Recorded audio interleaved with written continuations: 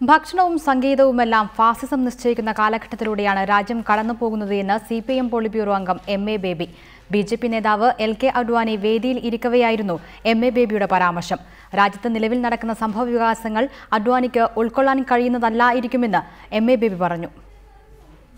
ദില്ലി കേരള ക്ലബിന്റെ പ്ലാറ്റിനം ജൂബിലിയോടനുബന്ധിച്ച് നടന്ന വി.പി. മേനോൻ അനുസ്മരണ പരിപാടിയിലാണ് വർഗീയത വിഷയമായത്. വൈവിധ്യങ്ങൾ നിറഞ്ഞ ഇന്ത്യയിൽ അസഹിഷ്ണുത വർദ്ധിച്ചിരിക്കുകയാണെന്ന് സിപിഐഎം പോളിറ്റ് ബ്യൂറോ അംഗം എം.എ. ബേബി പറഞ്ഞു. ഗുലാം അലിക്ക് പാടുന്നതിന് വിലക്കേർപ്പെടുത്തിയും എ.ആർ. റഹ്മാനെതിരെ ഫത്വ പുറപ്പെടുവിച്ചും വർഗീയ ശക്തികൾ ഇന്ത്യയിൽ അസഹിഷ്ണുത സൃഷ്ടിക്കുകയാണ്.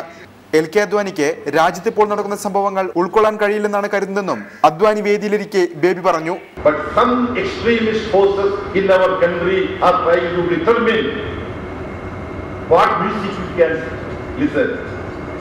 Which musician from which country would be permitted to come to our country?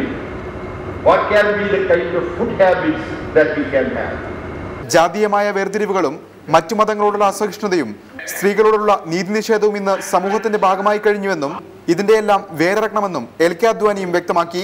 നാട്ടുരാജ്യങ്ങളെ കൂട്ടിയിണക്കി India എന്ന രാജ്യത്തെ ഒന്നിപ്പിച്ചു നിർത്താൻ വി.പി. മേനോൻ വഹിച്ച പങ്ക് വലുതാണെന്നും എൽ.കെ. അദ്വാനി പറഞ്ഞു.